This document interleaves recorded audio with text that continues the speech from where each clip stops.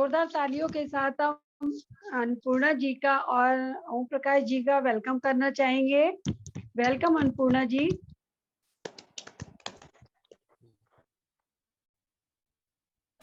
Good morning, Kalpana ma'am.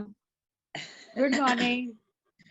Good morning, DXN and all participants of the webinar. सबको तहे दिल से आभार प्रकट करना चाहूंगी और मैं कोटा राजस्थान से बिलोंग करती हूँ और मैं बहुत लकी महसूस करती हूँ कि हेमराज उदेनिया जी और चंपा उदेनिया जी ने हमसे संपर्क किया और हमें डीएक्सन के इतने अच्छे प्रोडक्ट्स के बारे में हमें जानकारी दी।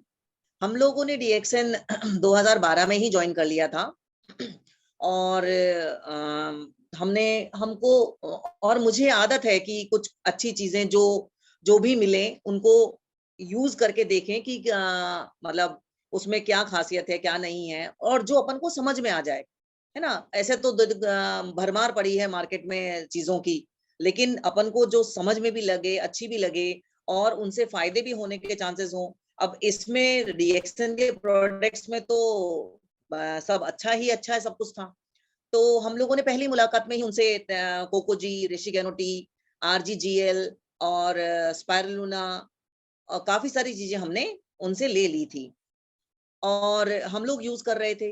मेनली तो हम लोगों ने चीजें क्या कहते हैं, मेरे पति के लिए ली थी क्योंकि इनको काफी एलर्जी की प्रॉब्लम थी, ब्रोंकाइटिस एलर्जी थी और क्या कहते हैं, सुनने की भी थोड़ी प्रॉब्लम थी।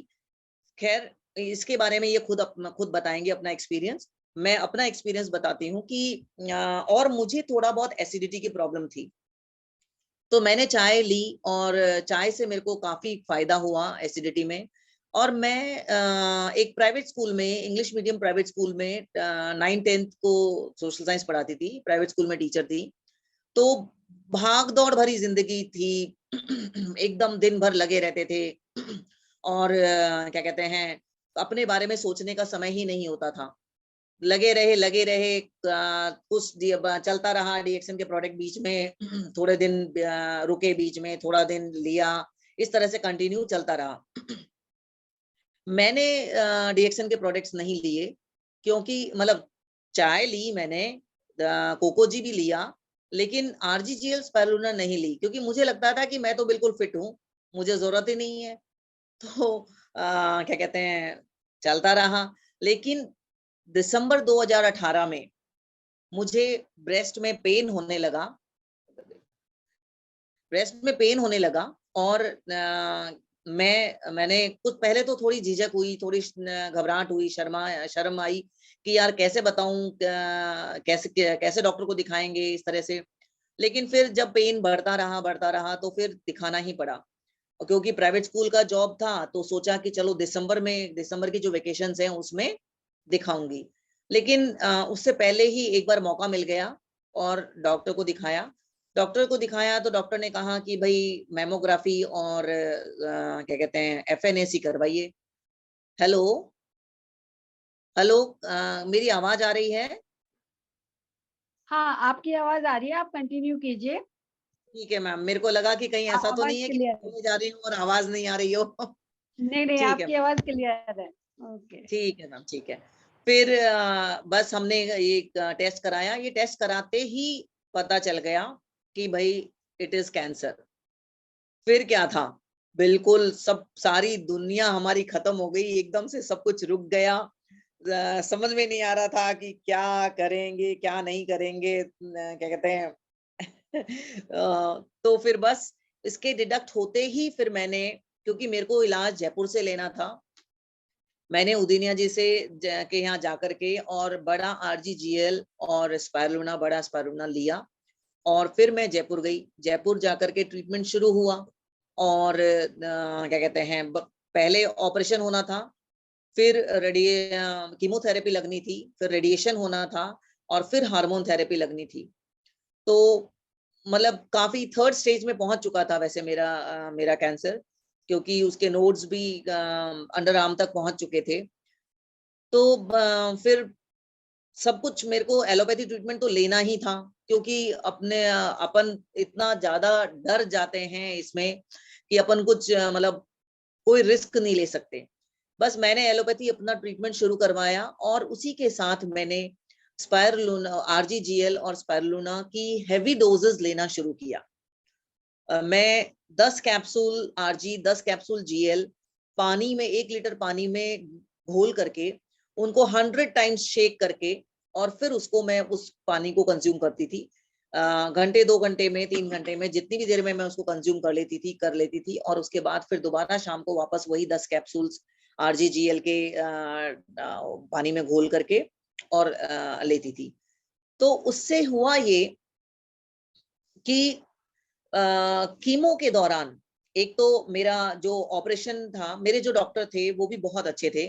उन्होंने मुझे कोई एंटीबायोटिक्स नहीं दी थी ऑपरेशन के बाद और उन्होंने कहा था कि बॉडी खुद हील करती है हर चीज को।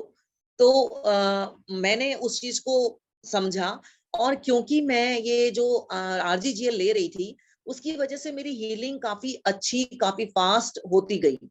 और जब कीमो लेनी शुरू की तो वहां पर बहुत सारे पेशेंट्स मिलते थे, बहुत सारे पेशेंट्स मिलते थे। कुछ लोग एकदम स्किनी हो गए हैं, सिर्फ हड्डी और चमड़ी है उनके शरीर पर, क्योंकि वो कीमो के उसको सहन ही नहीं कर पा रहे हैं। हर 21 डेज में मुझे कीमो लगती थी और 21 डेज से पहले ब्लड टेस्ट कराना होता था, सीबीसी कराना होता था।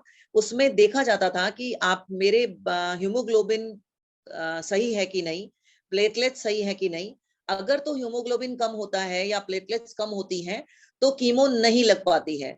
कीमो फिर आपको पोस्टपोन करनी पड़ती है, शिफ्ट करनी पड़ती है, फिर आपको इंजेक्शंस लगेंगे हीमोग्लोबिन बढ़ाने के लिए, दवाई लेनी पड़ेगी और जब वो बढ़ जाएंगे तब जाकर के आप नेक्स्ट कीमो के लिए एलिजिबल होंगे। लेकिन क्योंकि मैं आरजीजीएल स्पाइरुलिना ले रही थी कंटिन्यूअसली, तो मुझे एक भी कीमो मेरी पोस्टपोन नहीं करनी पड़ी, शिफ्ट नहीं करनी पड़ी, क्योंकि मेरा हमेशा हीमोग्लोबिन, प्लेटलेट्स और भी सारे जो नॉर्म्स होते थे ब्लड टेस्ट के, वो सब कुछ एकदम प्रॉपर होते थे, रेगुलर होते थे। और मुझे बहुत ज्यादा कोई वीकनेस नहीं आई। शुरू की जो पहली और दूसरी कीमो थी उसमें जरूर मुझे थोड़ी परेशानी हुई, लेकिन उसके बाद तीसरी, चौथी कीमो और 8वीं कीमो तक मुझे परेशानी नहीं हुई और मैं काफी हद मतलब अच्छे से उसको झेल लेती थी। 2-3 दिन मेरे को शुरू थोड़ा सा जी खराब होना, थोड़ा सा खाना नहीं खा मतलब खा पाना, थोड़ा सा ये होता था। और उसके लेकिन उसके अलावा मैं बाकी के दिन पूरा सही रहती थी। मैं अपने घर के काम करती थी। हालांकि कीमो का जो साइड इफेक्ट होते हैं कि आपके बॉडी के मतलब सारे बाल, सिर के सारे बाल, आई लैशेस, आईब्रो सब गायब हो जाती हैं, वो सब गायब हो गई थी। और वीकनेस भी आती है, क्योंकि अब जब कीमो में कहा जाता है कि पॉइजन होता है जिससे कि कैंसर सेल्स को मारा जा सके, वो कैंसर सेल्स ही नहीं, इसके अलावा अच्छे जो सेल्स हैं वो भी मरते हैं उसके साथ में। तो लेकिन कुल मिलाकर के ये हुआ कि एक तो मेरा पॉजिटिव एटीट्यूड, एक डीएक्सन और एक मेरी फैमिली का सपोर्ट, मेरे हस्बैंड का, मेरे पेरेंट्स का, मेरे भाई भाभी, सबका सपोर्ट बहुत ज्यादा रहा। सब लोगों ने मुझे इतना पॉजिटिव, इतना पैम्परिंग किया, मुझे एहसास हुआ कि मैं कितना ज्यादा सब लोग मुझसे प्यार करते हैं। और इन सब से मैं बहुत अच्छे से उबर करके निकल के निकल आई। और आज देखिए मेरे इतने लंबे घने बाल हो चुके हैं और एक वो दिन था जब सर पे मेरे एक भी बाल नहीं था। अपने आप को देखना भी बहुत अजीब लगता था उस सिचुएशन में। लेकिन ठीक है, भगवान जो करता है सो अच्छा करता है। मुझे इससे कोई शिकायत नहीं है। फिर भी भगवान ने, मैं सही टाइम पर मुझे पता चल गया और मेरा ट्रीटमेंट सही हो गया, मुझे सही डॉक्टर मिल गया, मुझे डीएक्सन मिल गया। तो सब कुछ मेरे मेरे पॉजिटिव पॉजिटिव पॉजिटिव पॉजिटिव होता चला गया और मैं आज सबके सामने हूँ। मैं पहले डीएक्सन के बारे में लोगों को कोई कुछ खास नहीं बताती थी, क्योंकि मैं खुद थोड़ा बहुत ही कंज्यूम करती थी, मैं खुद थोड़ा बहुत ही कंज्यूम करती थी। लेकिन अब जब मुझे इतना अच्छा रिजल्ट मिला तो अब मैं सबको बड़े मतलब कॉन्फिडेंटली सब लोगों को बता पाती हूँ कि मुझे इससे ये फायदा हुआ। अब मैं लोगों को कहती हूँ और वैसे वाकई में ये हकीकत है, कुछ चीजें हैं जो इंसान गलती करता है और हमारा हमारा फर्ज बनता है कि हम उन लोगों बाकी लोगों को ये गलती करने से बचाएं। एक तो सबसे बड़ी गलती क्या है इंसान की, कि जब तक इंसान जवान रहता है, एनर्जेटिक रहता है, मतलब आई थिंक सो कि जब तक लेडीज 40s तक आती हैं और मेल्स 50s तक आते हैं, तब तक क्या होता है कि बॉडी में बहुत एनर्जी रहती है, वो हर काम करते रहते हैं और ध्यान नहीं देते। एक्चुअल में क्या है, तब तक अपनी बॉडी भी सब चीजों को सहन करते हुए कोशिश करती रहती है चलने की, चलते रहने की। लेकिन 40s के बाद हार्मोनल चेंजेस आते हैं और उसके साथ फिर जो आपने जो बॉडी को नेग्लेक्ट किया है इतने सालों तक, उसके रिजल्ट सामने आने लगते हैं। तो हम लोग क्या करते हैं, हम लोग हमारे घर की मेंटेनेंस करवाते हैं, हम लोग हमारे कार की मेंटेनेंस करवाते हैं, हम लोग और सब काम करते हैं, लेकिन हमारी बॉडी की मेंटेनेंस के बारे में बिल्कुल ध्यान नहीं देते हैं। और ये मुझे रियलाइज हुआ अपना इतना बड़ा, इतना कुछ खोने के बाद में। तो अब मेरा बस यही ध्येय है कि यही सोच है मेरी कि मैं सबको जागरूक करूं, जो भी मेरे कांटेक्ट में आते हैं, जो भी मेरे रिलेटिव्स हैं, जो भी मेरे फ्रेंड्स हैं, मैं चाहती हूं कि वो लोग इन चीजों को सफर ना करें। वो लोग कैंसर ही एक बीमारी नहीं है, बहुत सारी बीमारियां हैं, इतना सब कुछ टॉक्सिन्स हमारे बॉडी में आ रहे हैं, इसके अलावा बॉडी भी हमारी काफी कुछ बीमारियां पैदा करती हैं। अगर तो हम अच्छी चीजें, न्यूट्रिशन बॉडी को नहीं देंगे, तो क्या होगा कि बॉडी कहाँ तक चल पाएगी। कोशिश करती रहेगी, लेकिन अगर न्यूट्रिशन फिर भी हम वही गलत चीजें डालते रहेंगे बॉडी के अंदर, तो एक ना एक दिन ऐसा आएगा कि जब हमारी बॉडी जवाब देना शुरू कर देगी और हम आगे नहीं चल पाएंगे और फिर नुकसान होना शुरू हो जाएगा हमारी बॉडी को और वो दिखने लगेगा। पहली बात तो ये है कि बॉडी में 20%, 30%, 40% तक जब तक बीमारी होती है, 50%, तब तक हमें पता नहीं चलता है।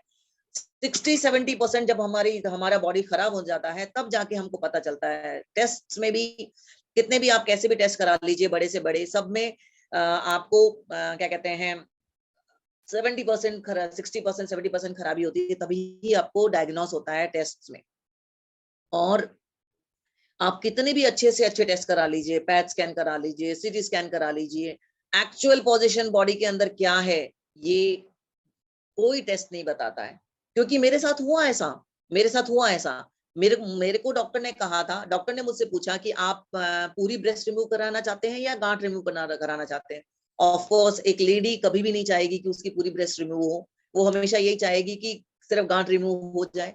लेकिन जब सर्जरी के लिए ओपन किया, तब उनको लगा कि नहीं, कुछ गड़बड़ है, इसको एक बार टेस्ट कराना चाहिए। ड्यूरिंग ऑपरेशन उन्होंने 3 बार टेस्ट कराया, 2 में नेगेटिव आया, लेकिन 1 में थोड़ा पॉजिटिव आया। तो उन लोगों ने मेरे जो फैमिली मेंबर्स थे, मेरे हस्बैंड थे, उन सबसे पूछा कि भाई ऐसी सिचुएशन है, तो आप क्या चाहेंगे, हम पूरा रिमूव कर दें या ना करें। तो मैंने भी पता नहीं क्यों, ईश्वर देखो, ईश्वर कभी कभी बहुत आपसे सही बात बुलवा देता है।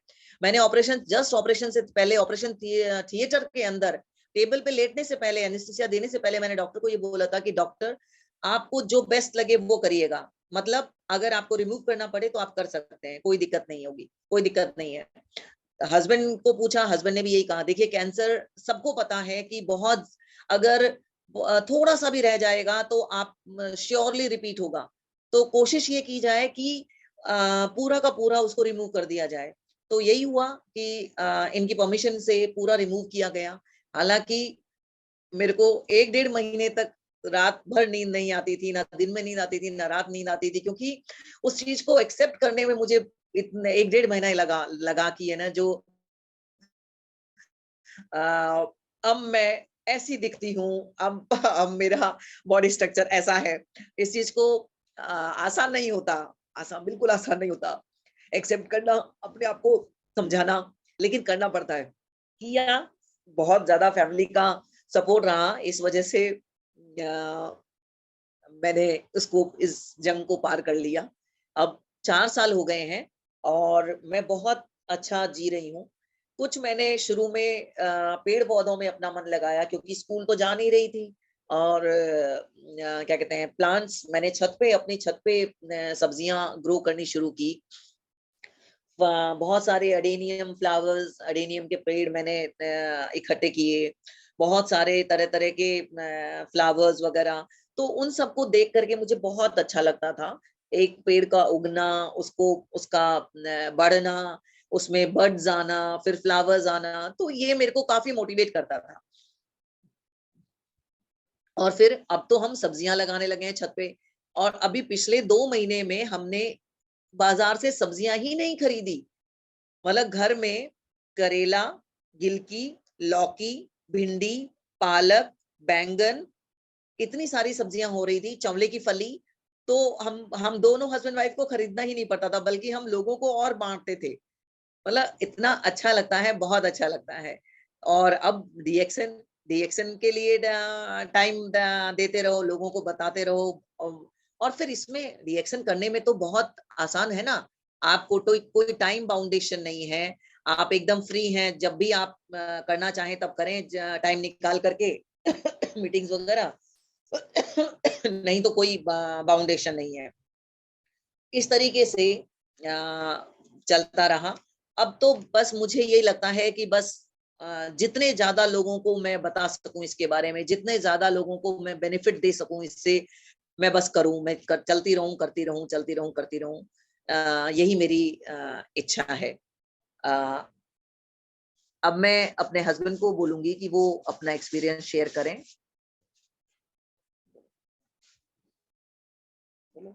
Good morning DXN. बोलते रहो। मैं ओम प्रकाश चंदोलिया, कोटा राजस्थान से हूँ। सन 2012 में हेमराज जी उद्दानिया जी से मुलाकात हुई थी। इससे पहले क्या था कि मैं 93 से एलर्जी से बहुत परेशान था। 93 से जब एलर्जी हुई तो ये एलर्जी इस प्रकार से थी कि इसका कोई टाइम ही नहीं था एलर्जी का। मतलब कभी भी मैं एकदम स्वस्थ बैठे बैठे मेरे को बहुत सारी छींकें आने लग जाती थी, आंख और नाक से पानी बहने लग जाता था और खांसी चलने लगती थी। मतलब बहुत ही बेकार सिचुएशन होती थी मेरी।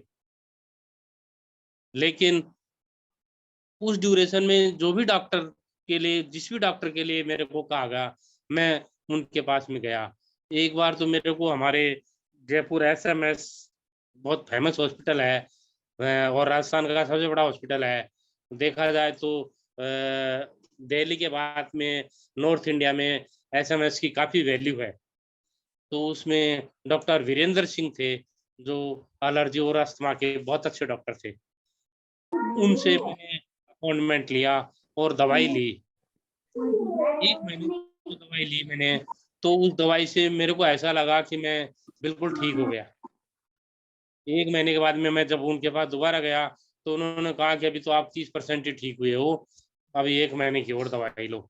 ऐसे करके और 6 महीने तक उन्होंने मेरे को दवाई दी। मैं ऐसे महसूस कर रहा था कि अब मेरे कोई एलर्जी नहीं, मेरे कोई वो अस्थमा नहीं है। उस समय देखा जाए तो मैं अस्थमा का तो सोच भी नहीं सकता था कि अस्थमा है। 26-27 साल की उम्र थी मेरी उस समय मात्र। लेकिन ये 5-6 महीने की दवाई लेने के बाद में डॉक्टर वीरेंद्र सिंह की, जो कि फेमस डॉक्टर था, उनकी दवाई लेने के बाद में एक दिन मैंने मेरी श्रीमती जी से कहा कि इनको 2-4 दिन इन दवाइयों को बंद करके देखता हूँ, देखिए मैं ठीक हुआ हूँ या नहीं हूँ। तो मैंने जैसे ही 2-3 दिन वो दवाई नहीं ली, तो पहले से ज्यादा कंडीशन खराब हो गई मेरी। उसके बाद में मेरे को जहाँ भी किसी ने कहा कि वहाँ आगरा दिखाओ, गुजरात दिखाओ, अहमदाबाद दिखाओ, मैं वहाँ गया। एक बार मेरे को बहुत मुश्किल से अपॉइंटमेंट मिला एम्स दिल्ली में। एम्स दिल्ली में अपॉइंटमेंट लेना ही अपने आप में एक बहुत बड़ी चीज थी। तो उन डॉक्टर साहब ने उस समय है जो मेरे को जो दवाई दी, और उससे भी मतलब क्या कहते हैं, तत्कालिक फायदा मिलता था लेकिन परमानेंट नहीं हुआ। ये सब लेने के बाद में ऐसा चलता रहा मैं दवाइयों के सहारे। 2001 में मैं नेचुरोपैथी में गया। वहाँ गोरखपुर गया। गोरखपुर अपने इंडिया का सबसे बड़ा नेचुरोपैथी का सेंटर आज भी है और उस समय भी था। उसके बाद में वहाँ 7-8 दिन में रहा। फिर हमारे जयपुर डिस्ट्रिक्ट में मतलब राजस्थान के जयपुर में बस्सी है, वहाँ पर एक नेचुरोपैथी थी, लेकिन वहाँ नेचुरोपैथी के डॉक्टर बहुत अच्छे थे। वहाँ मैं 22 दिन रहा। उन 22 दिन से जो मेरी एलर्जी का ट्रीटमेंट है ना, जो सही रास्ते पर चला। उसके बाद में थोड़ा परहेज करता हुआ चलता रहा, लेकिन ये परमानेंटली ठीक नहीं हुई। मतलब ड्यूरेशन उसका थोड़ा बढ़ता गया। एक कंडीशन ये आ गई कि ये जो वीक में होने लग गई, वीक से 10 दिन में होने लग गई, 10 दिन से 15 दिन में होने लग गई, लेकिन वो फिर भी रिपीट हो जाती थी। फिर 2012 में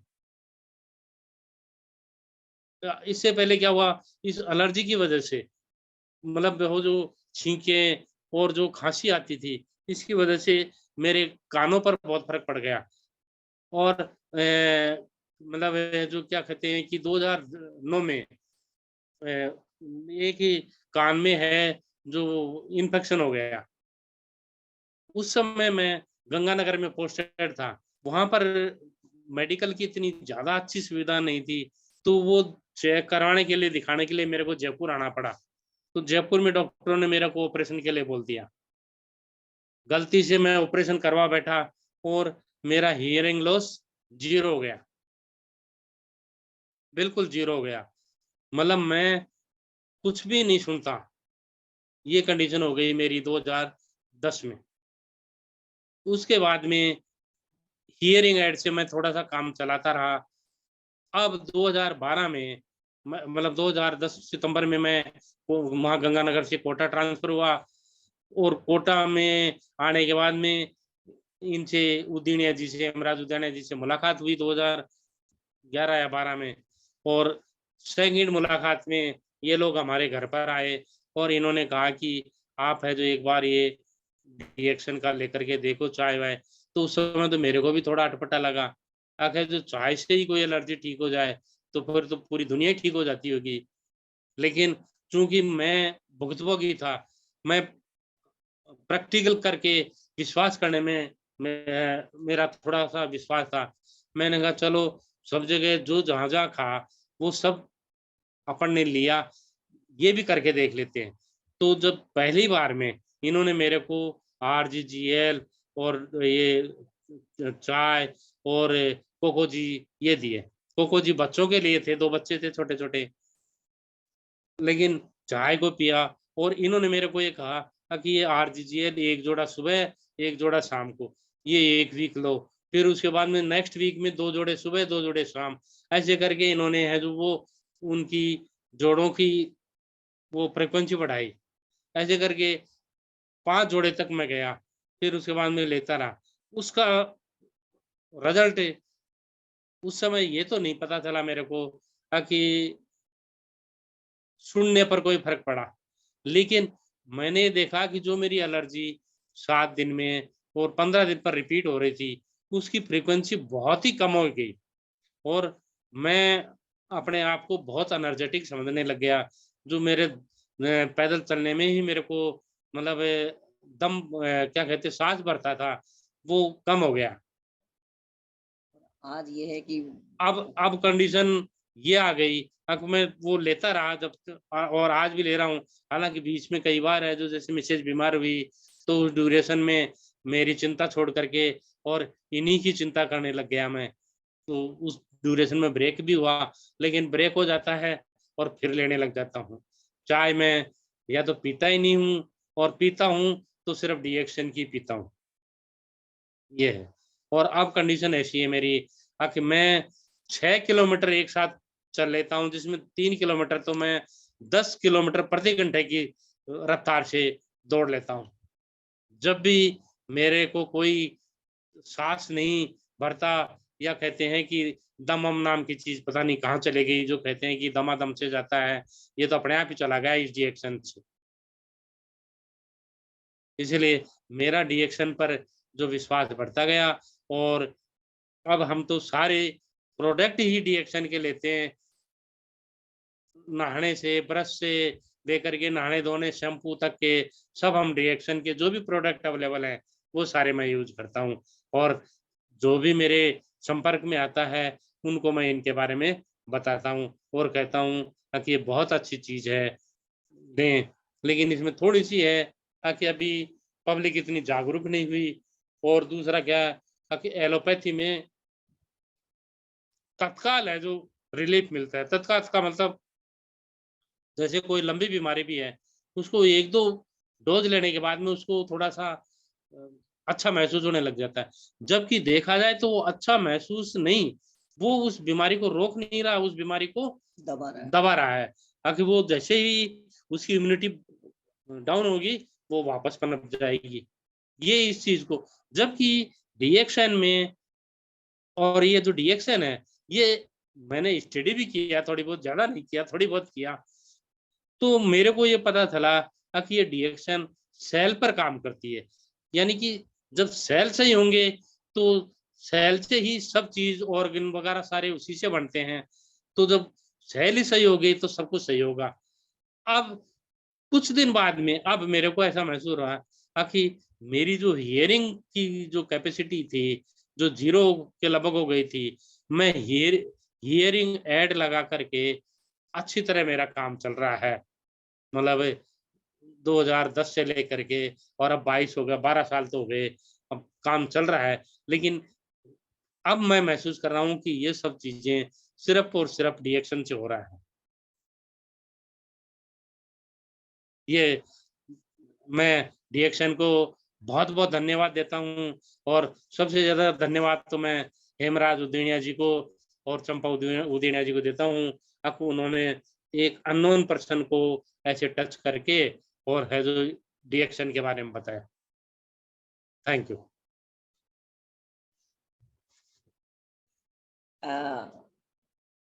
वाकई डीएक्शन बहुत जबरदस्त चीज है और डीएक्शन के सारे ही प्रोडक्ट बहुत अच्छे हैं।